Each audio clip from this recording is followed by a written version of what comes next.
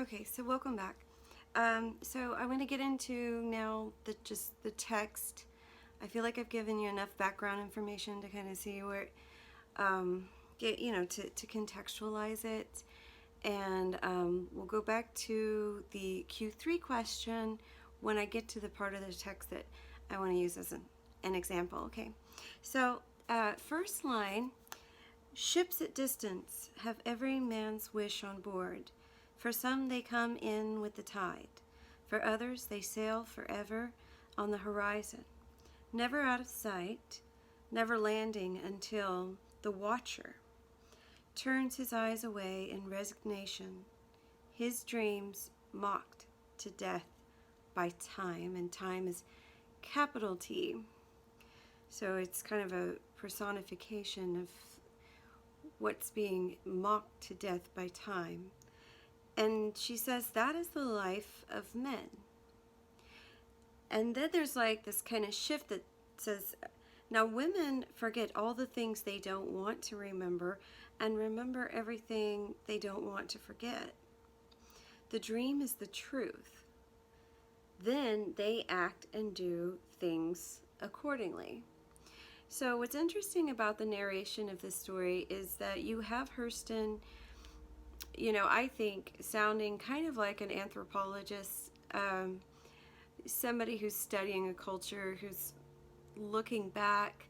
When you think of omniscient, there's kind of a Christian analogy you can apply, I think, and that is, if you really believe in God, and you believe that your life, the race, for instance, is already won, that He knows everything that's going to happen to you, then you don't really need to spend a lot of your time worrying about what's supposed to happen, because what will happen is what's supposed to happen, and you can't control it.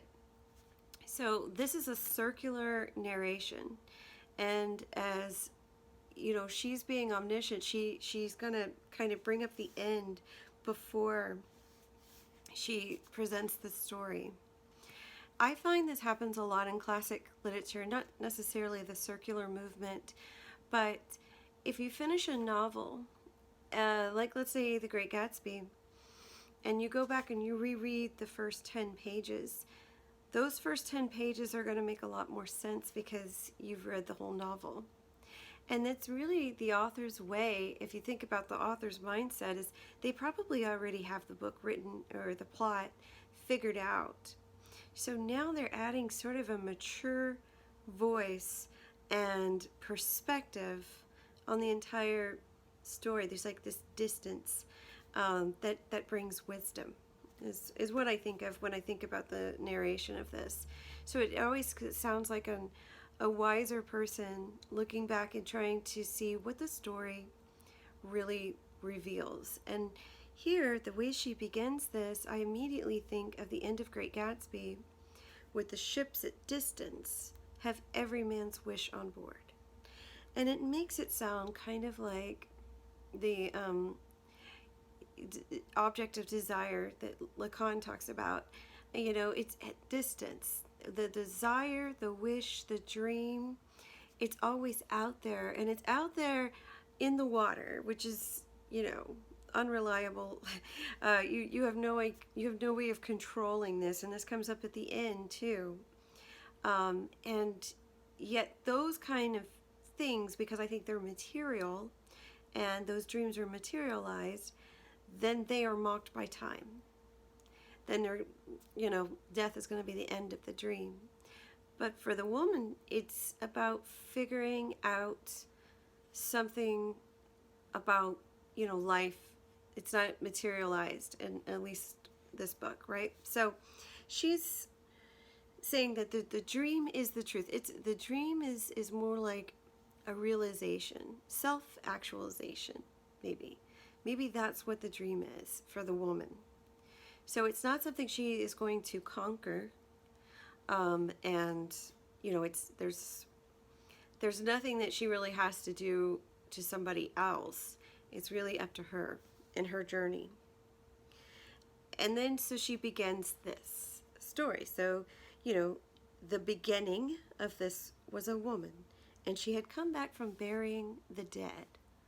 Now, this is what I mean about going circular. You don't know what happened, and who died, and what that means. But she is hinting that it was not a good thing, because this isn't just the natural course death. This is the sudden, the eyes. And notice the same thing as the title. Their eyes flung wide open in judgment. And you're going to see the word judgment a lot in the first few, or at least talking about judging, and why it's the last judgment, and they even bring up the story of the last judgment. So wherever she was, whoever died, whatever circumstance it was, there's something about what happened that they're judging this woman, this person. Okay? And I know it doesn't make a whole lot of sense the first time you read this, but I'll tell you something else that is kind of a trick I use when I'm first trying to get into a classic novel. And I'm kind of the same way, you know, when I first start reading something, I'm going, where is this all going? And what I would do is read the first 30 pages. I used to do this in college, and as much as it irritated me to have to do this, I would have to go back and reread it again. The sun was gone, but he had left his footprints in the sky. It was time for sitting on porches beside the road. It was time to hear things and talk. The sitters had been tongueless, earless, eyeless conveniences all day. Mules and other brutes had occupied their skins.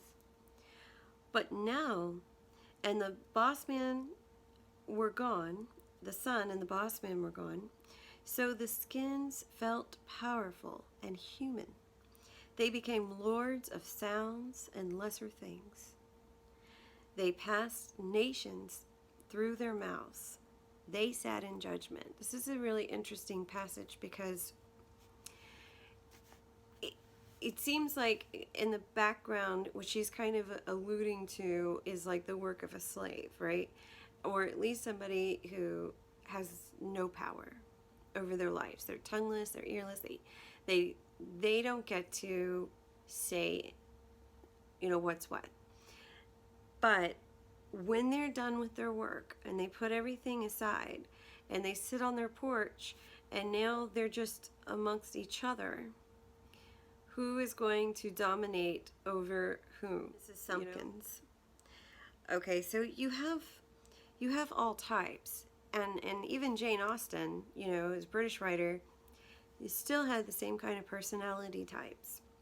So to go back to the way the image is, you know, the way that she was critiqued for her image of black people, and they said that, you know, they are trying to advance the race, so why are you trying to stereotype these characters just the way that white people want to see them?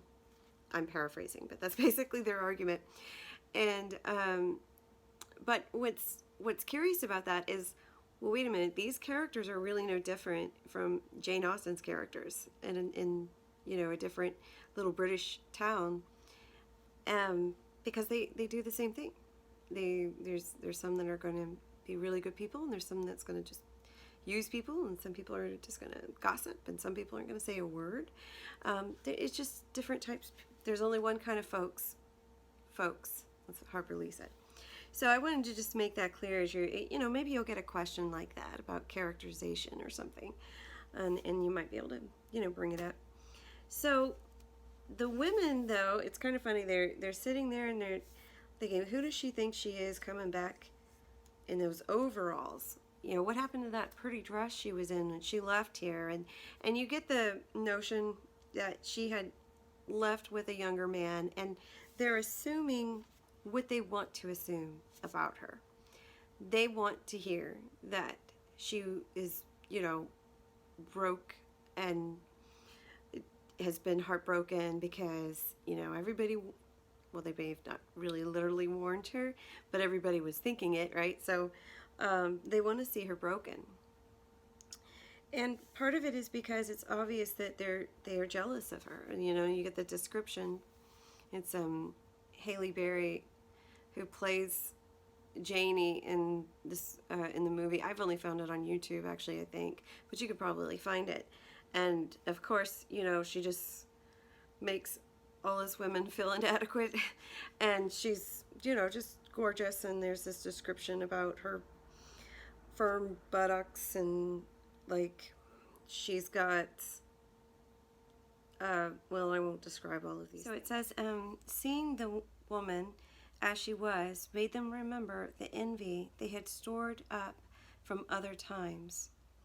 So they chewed up the back parts of their minds and swallowed with relish. They made burning statements with questions and killing tools out of laughs. It was mass cruelty. A mood can't come alive. Words walking without masters, walking all together like harmony in a song. So there's something about, and this is just now coming to my mind, so it may take me a minute to process it, but they feel more powerful when they see her looking in overalls. And to kind of give you a little bit, if you haven't read this book, when the town people knew her, she always was dressed very nicely. She ends up being the mayor's wife, and that's how they remember her. So it looks like something has happened to her, and because of that, they feel superior. So in this novel, one thing that's going to always come up is whoever has the voice is the authority. So when she meets the guy who's going to be the mayor, he says he wants to be a big voice because he's seen it done. He's worked with some white folks, and he sees it's very easy. It's all propaganda. And part of this, what you have to think about in the whole story, is that she's going to sit down with her friend Phoebe, and she's going to tell her story. And that gives her actually a sense of empowerment, because she gets to say what happened. And what she's trying to get at the story, there's a quote that says, if you want to know the truth, read the story. There's a lot of true things that come out of it. And it's not a science. It's not like there's this formulaic thing I can give you. There's little things about human nature that start to click in your mind, and you know these people, you know these situations, and if you look at your own problems the way that you look at literature, you can always kind of see that nothing is really hopeless. But figuring out that sometimes people are just the way they are, and you have to just kind of ignore them. When you get to that point, as Janie has come back full circle, she doesn't feel like she has to stop and talk to them and tell them what happened. She knows what they're after. They're after gossip. They are bored, and they want to know what's happened to her. You notice that people who are most critical of you and most interested in your life are probably the ones who don't actually have a life, and that's why they are the way they are. And so if someone does that to you, you just have to realize it for what it is and ignore it and move on, because it's not any of your business really what people think about you either, so it's much healthier to stay that way. So her friend, as she's listening and talking to them, and she leaves, shuts the gate behind her, and this woman almost falls over laughing, and the other woman, Sumpkins, she snorted violently and sucked her teeth. Huh. Y'all let her worry you. You ain't like me. I ain't got her to study about. If she ain't got manners enough to stop and let folks know how she's been making out, let her go. And so what's funny about this is they're talking about even though it's been mass cruelty and everyone has been laughing at her and talking about her, they are also judging her for her poor manners to not come and satisfy their curiosity. And, actually give them a little more stuff to judge because they're hungry for that kind of thing.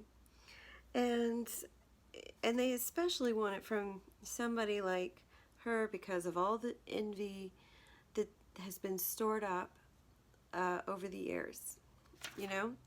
And the thing about Janie is she is a wiser woman coming back, and she's sort of like, what I would think of like Atticus in To Kill a Mockingbird, when the town was making fun of him or they're criticizing him. He's very relaxed about it, very calm, and says, well, they're entitled to it. With maturity, you don't really get caught up in drama.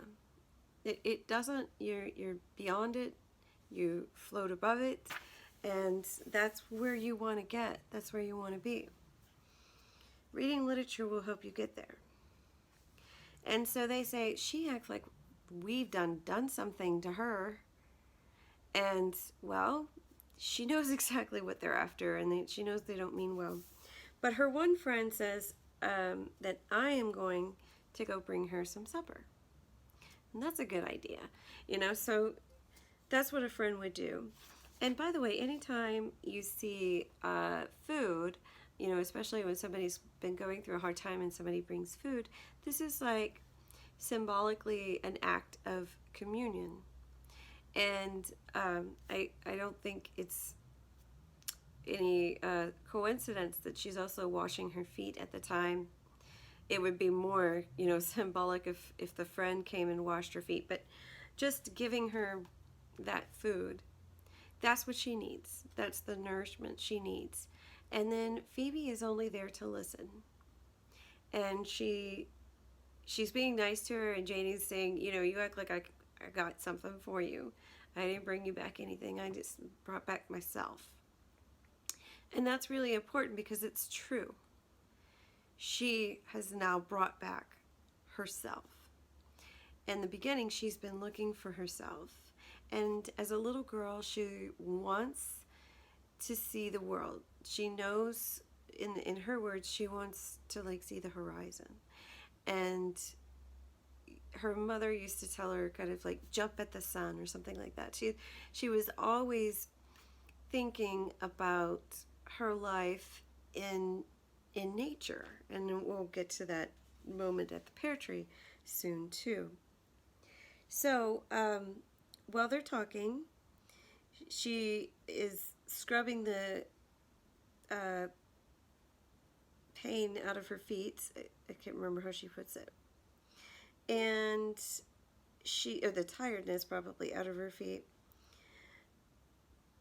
And then she says, well, I see Mouth Almighty is still sitting in the same place, and they all reckon they've got me up in their mouth now. This is an example of what I was saying before about not taking it literally, because she also says to Phoebe, you and I have been kissing friends for a long time. I don't think that there's anything implied there. I think that we are, because she uses the word kissing a lot, and I think she means intimate. We've been intimate friends. I can tell you anything, and the friend will tell, she even says, I trust you telling my story because, my tongue is in my friend's mouth. And I think that shows just a trust that you're not going to do this just to try to gossip. You can tell them the truth. And that tells you something about Phoebe's maturity too. She doesn't really just follow everybody else. And so her reply is that an envious heart makes a treacherous ear. They done heard about what they hope had happened to you. And then they talk about judgment. And her husband was making fun of them. He says they want to go to Judgment Day just so they can find out what everybody did in their life. And he says that's the day everybody every secret is supposed to be made known, and they wants to be there and hear it all. And she says, Sam is too crazy. You can't stop laughing when you're around him. And he says he aims to be there himself so he can find out who stole his corncob pipe. So you can tell they don't take themselves very seriously, and they're kind of, laughing and having fun with what they know. But then you give judgment again. Most of these zigaboos is so het over your business till they liable to hurry thyself to judgment to find out if they don't soon know. Like they just soon die and get to judgment day just so that we can hear it. So you see how hungry people are for gossip. But this is also a time when, it's not like they could get on their iPhone and start, looking at celebrities' lives, just start reading, just some aimlessly looking and reading about other people. We do that all the time. So they had to kind of just rely on each other and each other's stories. And she, is kind of like a celebrity to them. She is above, but just as, I've heard, well, not heard personally, but I think, I forget her name. She's married to Ashton Kutcher. She said something about they raise you up, they build you up so they can knock you down. And that's what I always think about when I see this. And so she's going to tell her story. And that's really just what the first chapter is about, just her returning. And then by the time you get to chapter 2, then she's telling this story. And Phoebe says that, I'm going to have a hard time understanding you the way you tell it. And she says, oh, I know. I have to give you the understanding first. Meaning that we're going to have to start from the beginning. And this is where it's kind of like a coming of age story. But, Janie is in her 20s, and I think that's called the silent crisis. And I do believe that there is a silent crisis there, because if you think about all the things that you're asked to do, deciding for the rest of your life pretty much what direction you want to take, who you want to be, and you haven't even had a chance, to most of you, to even go out and work and figure out what do you like, and you really may not find what you're interested in until you're taking some college classes. So, but all she knows is she's kind of got this transcendental outlook. She looks at nature, and by that nature is a reflection of herself. She sees herself through it. Makes her more curious about it, but she's curious about herself.